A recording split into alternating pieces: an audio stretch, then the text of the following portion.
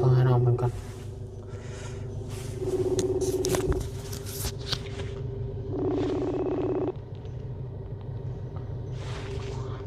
น้องเป็นบ่ครับหัวน้องเป็นคนโด่งดังอะไรพี่น้องเนาะมันกับความเสี่ยงสูงเนาะการใช้ชีวิตของน้องคือกัน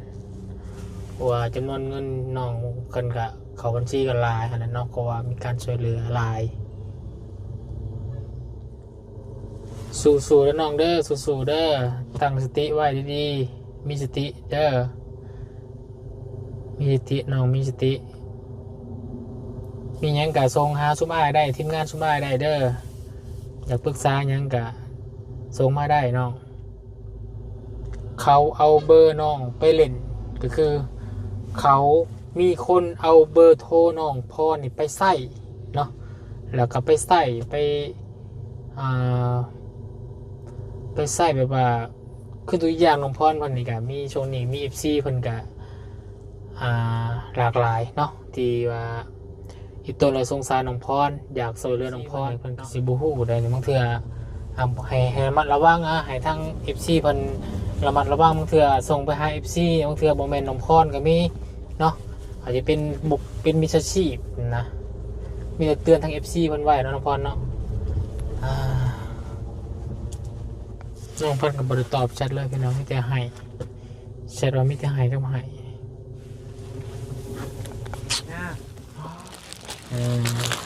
พี่น้องนี่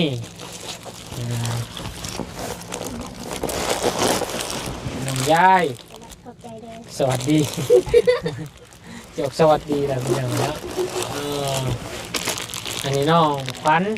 เป็นยังไงเนาะน้องหมอนี่มีน้องอยู่คน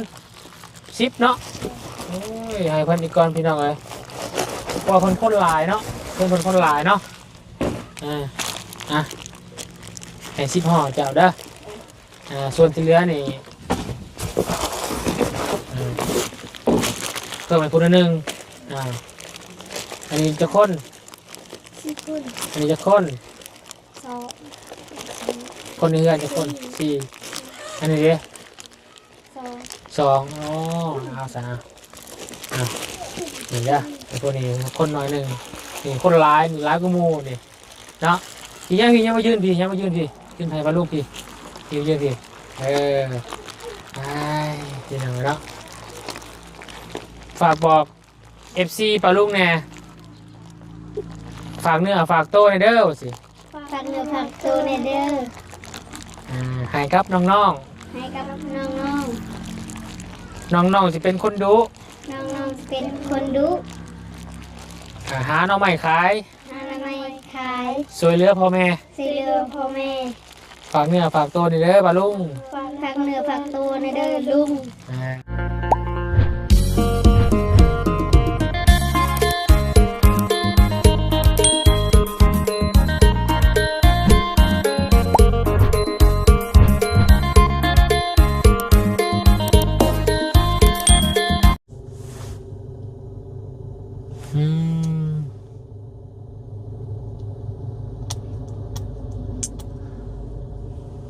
พี่น้องเนาะตอนนี้ก็ทางวุ้นก็จอดรถอยู่ริมทางเนาะก็ได้ยินข่าวเนาะทั้งคอมเมนต์ FC เพิ่นคอมเมนต์มาว่ามีทางน้องพรเพิ่นได้รับว่ามีมิจฉาชีพเขามาก่อกวนหรือว่าทางน้องพรเพิ่นนี่แหละพี่น้องเนาะทางวุ้นก็จักได้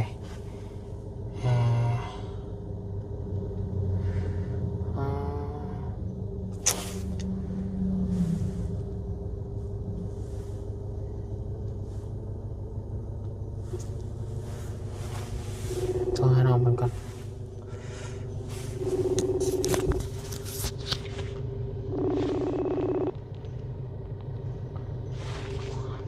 น้องเป็นบ่ครับพี่น้อง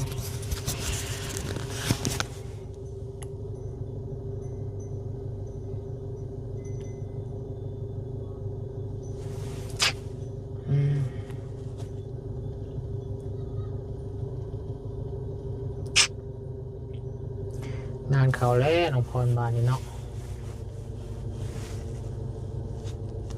หัวน้องเป็นคนโด่งดังอะไรพี่น้องเนาะมันกับความเสี่ยงสูง เนาะการใช้ชีวิตของน้องคือกันว่าจำนวนเงินน้องกันกับเขาบัญชีกันหลายขนาดน้องก็ว่ามีการช่วยเหลือหลาย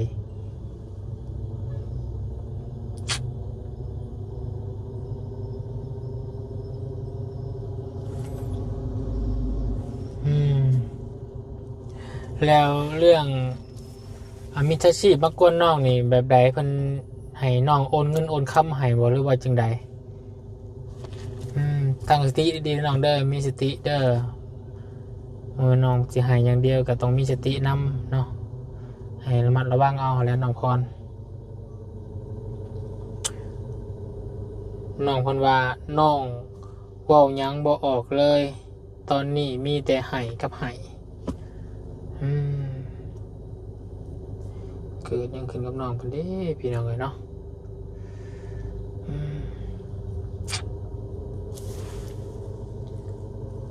สู้ๆเด้อน้องเด้อสู้ๆเด้อ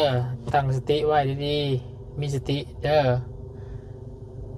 มีสติน้องมีสติมีหยังกะส่งหาซุมอ้ายได้ทีมงานซุมอ้ายได้เด้ออยากปรึกษาหยังกะส่งมาได้น้องเดี๋ยวเฮาก็ปรึกษากันกับทีมงานซอยเจ้าเต็มที่หั่นแหละจากนั้นก็ขึ้นน้ำเจ้าเองน้ำแน่น้องพรให้มีสติเด้อ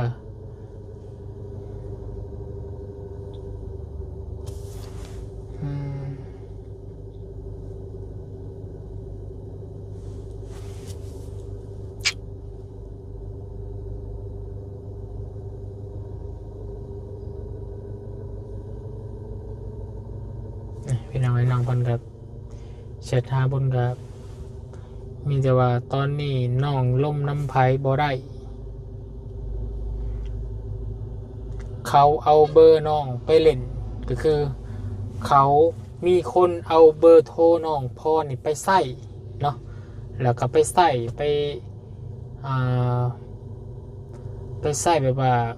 คือตัวอย่างน้องพ่อคนนี้ก็มีช่วงนี้มี FC เพิ่นก็หลากหลายเนาะที่ว่าอีตัวเลยสงสารน้องพรอยากช่วยเหลือน้องพรเนาะบัดนี้มีคนเอาเบอร์น้องพรนี่ไปเล่นไปใส่เนาะไปแซดไปยังไงล่ะพี่น้องเอ้ยจากสิเหตุในทางบ่ดีจากเอาเบอร์ไปใส่ไม่ว่าต้องเหตุในทางที่บ่ดีแน่นอนล่ะพี่น้องเนาะอาจจะได้กระแจ้งเนาะทาง FC ก็แล้วกันเนาะนี่เมนตัวน้องพรเองบ่ถือบุญเสร็จน้ำนี่ก็ได้น้องพรส่งเสียงมาอ้ายแน่แม่น้องพรบ่นี่ที่ว่าบอกลงน้ำอ้ายอย่าว่าเป็นเพิ่นเอาเบอร์น้องไปใส่เอาเฟซน้องไปใส่นะแม่น้องเองบ่ส่งเสียงมาอ้ายแน่อย่าว่าเป็นเฟซคนอื่นน่าเป็นเอาอย่างตัวอย่างก็คือมีสิบเป็นเอาเบอร์ไปใส่เอาข้อมูลของน้องพรไปเห็นนะแล้วก็มาลงกับเฮาอย่างประมาณนี้นะพี่น้องบูนโทรไปเรากับบ่หับ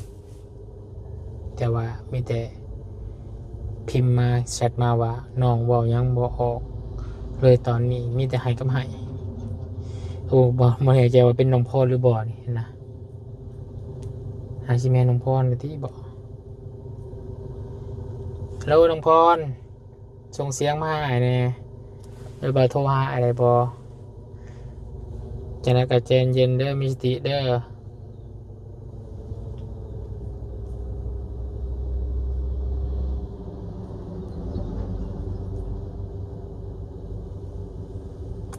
นี่คือล่าสุดนี่ปุ้นกับมีFCเพิ่นอยากโอนเงินมาบุญเอาส่งบัญชีให้แล้วก็บุญก็โอนบัญชีให้น้องพรเอาเงินน้องพรคือสิแม่น้องพรที่บ่ตอบแชทเลยพี่น้องบ้านโทรหาก็บ่รับเกิดยังขึ้นกับน้องพรพี่น้อง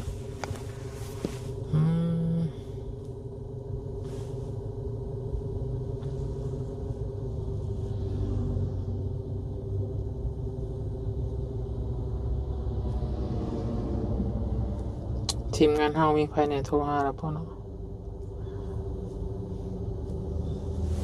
แม่น้องตอนนี้น้องยังว่ายังบ่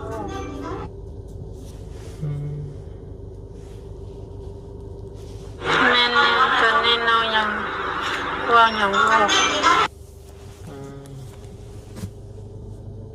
โอเคโอเคคนเอาเบอร์น้องไปใส่บ่แล้วมันอ๋อเฮ็ดจังได๋ซะเนาะมีแต่ระงับเบอร์บ่ต้องระงับเบอร์น้องไว้อ่าหรือว่าแจ้งทั้ง FC เพิ่นนำน้องพรเนาะเพราะว่าถ้าบ่แจ้ง FC เพิ่นเนี่ยเพิ่นก็สิบ่ฮู้ได้บางเทื่อให้ระมัดระวังให้ทั้ง FC เพิ่นระมัดระวังบางเทื่อส่งไปหา FC บางเทื่อบ่แม่นน้องพรก็มีเนาะอาจจะเป็นมิจฉาชีพนะมีแต่เตือนทาง FC เพิ่นไว้เนาะน้องพรเนาะ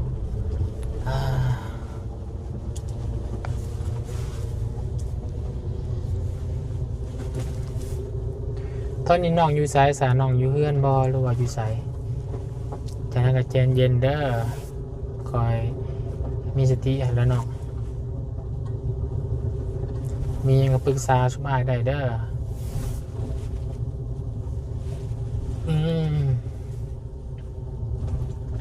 ระวังสันน้องเป็นเอาไว้เนาะ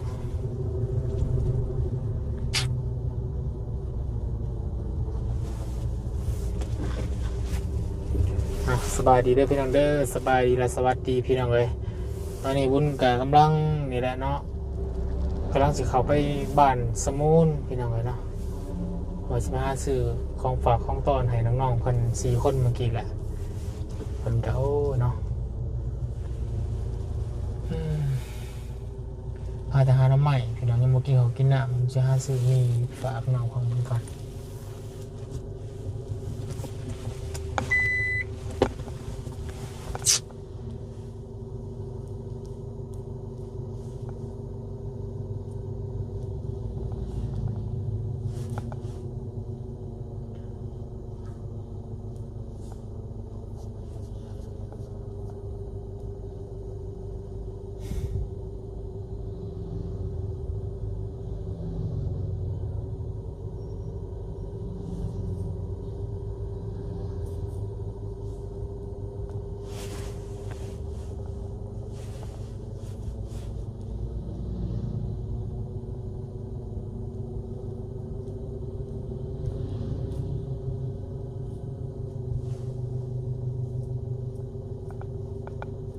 จังบางยาวคนนี้เนาะเพิ่นโทรหากันหลวงพ่อเตียงโทรหาหลวงพ่อเนาะเพราะว่าเนาะ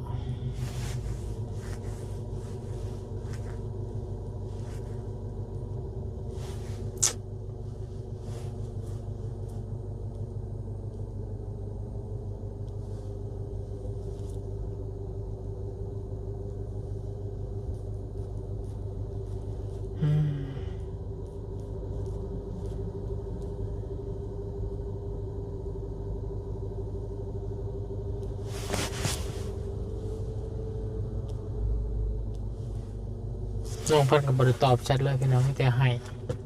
แชทว่ามีแต่ให้กับให้โอ้ย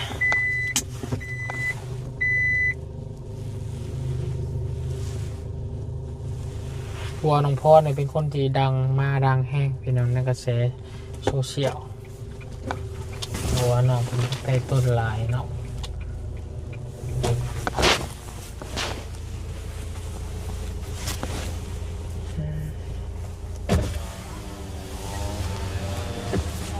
มีบ่แม่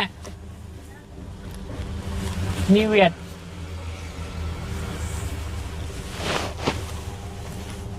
ซีมีกับพี่น้อง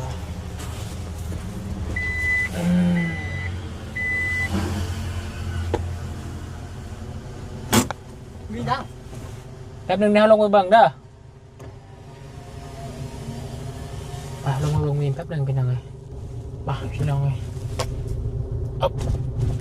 สื่อมีต้องการบ่มี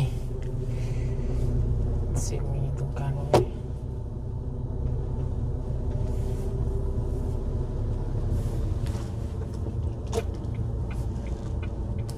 พรเลยเฮ้ยเราตัวคนเดียวแหละผมมีคนปรึกษานี่ก็ยังยากอยู่เลยน้องพรอยู่เนาะ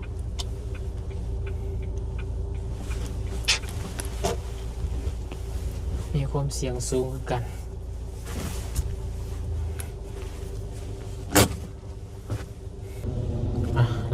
พรตอบมาแล้วพี่น้องเลยเนาะน้องคนว่าโดยน้องอยู่เฮือนนี่แหละเฮ็ดหยังกะบ่เฮ็ดหยังกะบ่ได้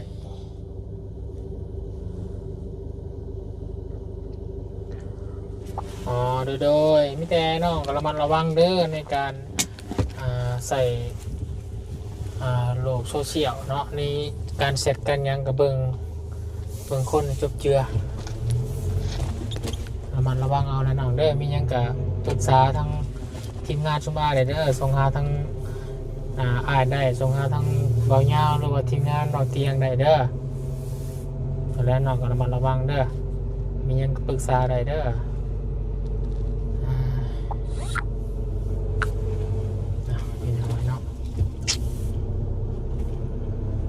ที่เราก็จะกุ้มใจแหละตอนนี้พี่น้องแต่ว่าเราบ่สามารถบอกยังเข้าได้นะพี่น้องผมคิดว่าแบบสี่นะเรามีเรื่องนักใจอยู่นะ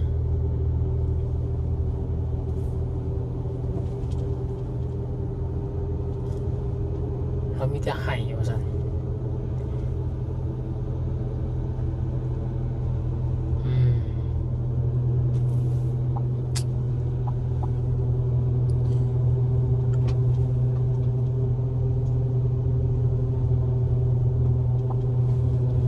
แล้วเบาเงาน้องพรได้เซตหาสมหาอยู่บ่คือเพิ่นว่ากลุ่มใจคิดนักคิดหน่วงอยู่จักคือว่ามีคนมีมิจฉาชีพเอาเบอร์ไปใส่บ่เอาเบอร์น้องพรไปใส่เซตหาผู้นั้นเซตหาผู้นี้ว่าซั่น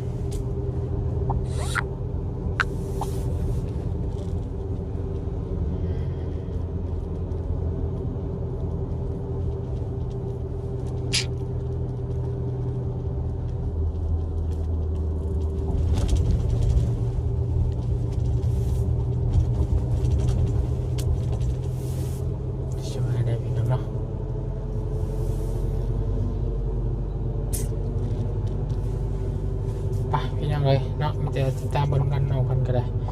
จิกลุ่มใจแล้วตอนนี้ครับพี่น้องเลยเนาะตอนนี้บุญกับมุ่งหน้าไปหาน้อง4 คนเด้อพี่น้องเด้อที่บุญเอาเงินให้ผู้ละ20,000นั่นแหละเนาะน้องยายแล้วก็น้องอย่างน้องนี่น้องขวัญบอกพี่น้องเลยว่าเป็นน้องๆที่เป็นคนขยันเนาะที่สมควรจะได้กับรับการซอยเรือและน้องคนก็ได้เนาะซอยคนกับต้องซอยแบบนี้ว่านี่พี่น้องเนาะที่รู้จักสอกมาหากินเนาะในคอในครัว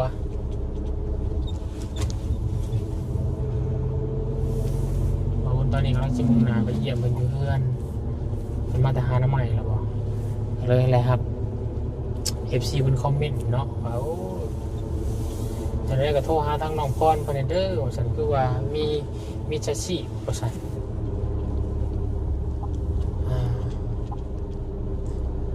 น้องตอบมาเป็นแต่บัดโดยเนาะ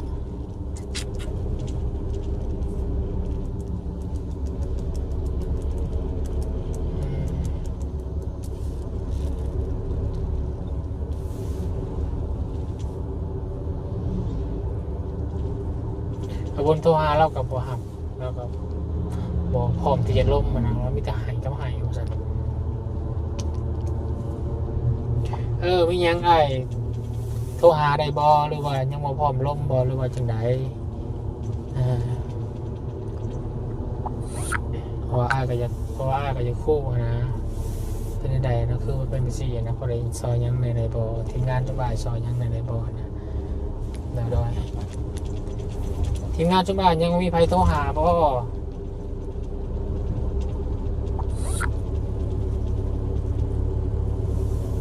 บ่จบบ่สิ้นนักเถื่อเนาะพี่น้องเลยเราก็แหงจัก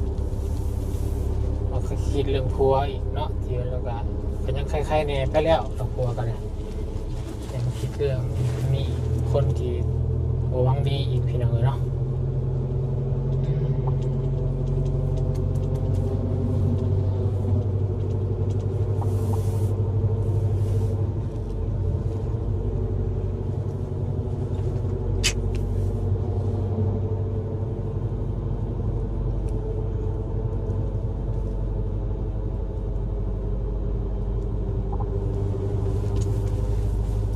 พี่น้องเดินทางไปนำกันน้องพันได้ส่งข้อความเสียงมาเลย เรายังบ่ความลงนะเพราะว่าตอนนี้อึดอัดปวดมีแต่เบายาวโทรเมื่อวานนี้แล้วก็น้องอยู่เหือนนั้นตอนแรงประมาณ7-8 โมงเลยบอกโทรทำ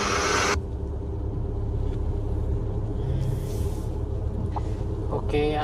โอเคน้องโอเคแสดงสู้ๆเด้อ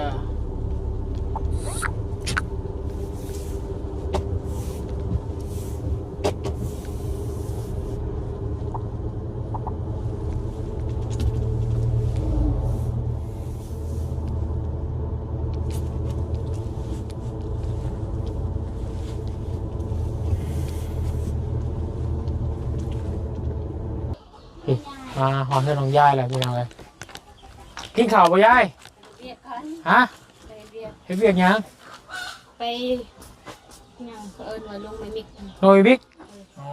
สบายดีน้องหวายพี่น้องเลยพี่ลงไปบิ๊กอยู่ใช่น่ะ คุณ อ๋อคนหายมือเท่าไหร่นี่ เซน 100,000โอ้ยน้องผู้ดูสภาพ อ๋อ ก็อย่าปลา กินข้าวแล้วบ่ไป กินแล้ว ไปจะไป ไปกันเด้อ สู้ได้น้องไว้โอ้ยหอดโมุงแล้วไปแล้วบาดเลยโอ้ยบริยูสื่อเป็นหน่อยเนาะอีกท่านไหนหักกำลังมาแต่หาหน่อไม้ได้หลายอยู่บ่ บ่ ฮะได้บ่หลายซ้ำนี่หน่อยใช้เพื่อนหมูเจ้าเพื่อนอยู่พุ่นน้องยังเกาะ น้องมือนาน้องมีหน้าน้องมีหน้าพี่น้อยน้องมีหน้ากับน้องยัง น้องมีน้องควัน น้องนี่น้องขวัญ เด้อ ใช่น้องนี่น้องขวัญใช่เอิญมาเบิ้งหะเอิญมัวไป เนี่ยควันมานี่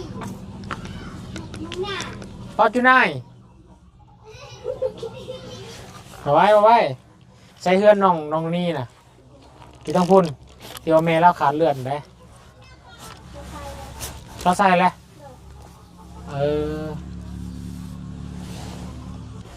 นี่พี่น้องเงินซ่านน้องยายเนาะโอ้ยแบ่งปันน้ำใจเล็กน้อยก่อนพี่น้องเลยเนาะให้มันต้มกินเนี่ยมาลองยาย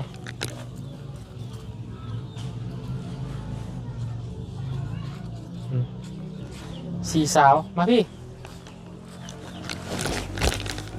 ใช้น้ำไม้นะ เอามือเฮือนเลย เอาสบายดีป่าลุงเนี่ย สบายดี น้องยายน้อง มีหน้า มีหน้าน้องนี่น้องขวัญใช่เพื่อนน้องขวัญ คุณ อยู่ทางพุ่นคือกัน เลย เพื่อนน้องนี่ก็อยู่พุ่น เลย เพื่อนน้องมีหน้าอยู่นี้ เลย พากันได้จักเต็มกระตาอยู่บ่ บอ เต็มชับ เลย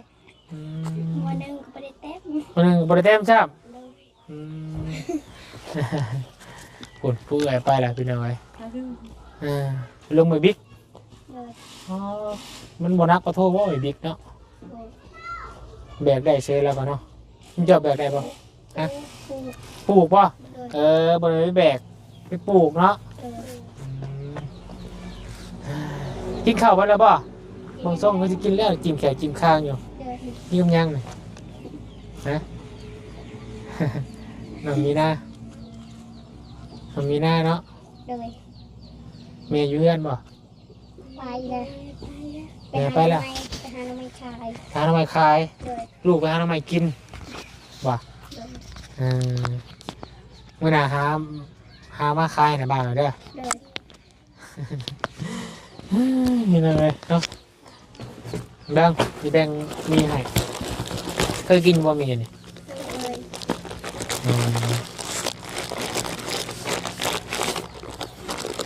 อืม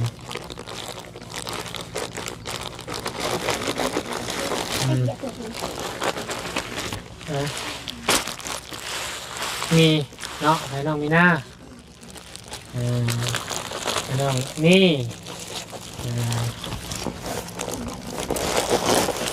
น้องยาย ขอบใจเลย สวัสดี จบสวัสดีแล้วพี่น้องนะอันนี้น้องขวัญเป็นยังไงเนาะน้องหมอนี่มีน้องอยู่คน10เนาะโอ้ยให้เพิ่นอีกก่อนพี่น้องเอ้ยเพราะว่าเพิ่นคนหลายเนาะเพิ่นคนหลายเนาะให้10ห่อเจ้าเด้อส่วนที่เหลือนี่เพิ่มไปคนละหนึ่งอันนี้จะคน สี่คน อันนี้จะคน สอง คนเนื้อจะคนสี่อันนี้ดิ สอง 2อ๋อเอาซะนี่จ้ะไอ้คนนี้คนน้อยหนึ่งนี่คนร้ายร้ายกูมูนี่เนาะพี่ยังมายืนพี่ยังมายืนพี่ยืนไทยปลาลูกพี่ยืนพี่ไอ้ที่ไหนเนาะฝากบอก FC ปลาลูกแน่ฝากเนื้อฝากโต้ในเด้อสิ ฝากเนื้อฝากตัวในเด้อ ให้ครับน้อง ให้กับน้อง ๆน้องๆจะเป็นคนดุ ๆน้องๆเป็นคนดุ หาหน่อไม้ขาย อนามัยขาย ช่วยเหลือพ่อแม่ ซื้อเรือพ่อแม่ ฝากเนื้อฝากโต้ในเด้อปลาลุง ฝากเนื้อฝากตัวในเด้อลุง นี่แหละพี่น้องเล็กน้อยขยันกับขบุญก็อยากซอยเนาะซอยทำที่ซอยได้นี่แหละพี่น้องเนาะซอยร้ายคนนี้กับบุมี่ธนาบ่าวก็ได้ โดย มีแต่สิพยายามเบียดเบียนเยี่ยมยามทุกน้องอะไรเนาะแต่ว่าช่วงนี้ยังไม่ได้เข้าโรงเรียนเลยเนาะ โดย แต่ละมื้อต้องไปทุกมื้อป่ะ โดย ไปทุกมื้อเลย โดย สิไปเวลาไหนตอนเช้านี่ป่ะ ตอนเช้า6 แต่ 7 โมงประมาณ 6 โมง 6 โมงก็ไป 7 โมงก็ไป แต่ว่าซุ่มระบามานี่สิมาหาน้องนี่ต้องมาช่วงซ้ำนี้เนาะ โดย หรือว่าสิมาถ่าแต่11 โมงเนาะ โดย 11 โมงยังบ่ได้มาเนาะแต่ว่าใกล้สิมาแล้วเนาะ โดย ตะเว้นประมาณนี้นะเนาะ โอเคใช่มื้อหน้านะบ่าวสิไปเยี่ยมพยายามอยู่เพื่อนจ้ะมื้อนี้นะบ่าวหิวข้าวแล้วบ่าวให้ข้าวก่อนเนาะมื้อหน้ามื้อนี้เยี่ยมเพื่อนน้องก่อนแล้วยังเพื่อนน้องขวัญเพื่อนน้องนี่เพื่อนน้องพี่นามื้อหน้าจะไปเยี่ยมแม่จะนำเด้อชุดหรือว่าล่าสุดแม่จะได้เติมเลือดแล้วบ่ เติมแล้วเติม เพิ่นเอาเงินมาให้ใช้ เติมเติมซอยเด้ ให้เติมซอย พี่น้อง พี่น้องซอยบ่ เลย เท่าไรเติมไปจักล้าน เราบุก บ่ฮู้ 4 ล้าน 4 ล้าน เลย 4ล้านเพิ่นซอยละล่าบ่ เลย เพิ่นก็ใจดีเนาะเขาไปไหนไกลบ่เพิ่นเจ้าบ่ไกลปานใดบ่ ได้เลยไปเลย มื้อหน้าเดี๋ยวจึงให้น้องยายพาไปเนาะให้เป็นน้องพาไปเด้อมื้อนี้นะบ่าวไปหากินข้าวก่อนเนาะสวัสดี สวัสดี บ๊ายบาย สู้ๆ ไปพี่น้องเนาะนี่ก็เพื่อนของน้องยายเพิ่นนี่คือเก่าเนาะแต่ว่าก็มีพากระจาดเนาะทั้งบาตูนมาเป็นน้องมาเอ็มให้เนาะไปใช่โอเคพี่น้องเลยเนาะสำหรับคลิปนี้ถ้ามันก็แสดงขอลาจบคลิปเพียงเท่านี้ก่อนสำหรับคำขอบคุณผู้เป็นใจ FC บอสมูทุกคนเตรียมติดตามนะครับช่องคือเนาะไปดีๆไปแห้งสวัสดี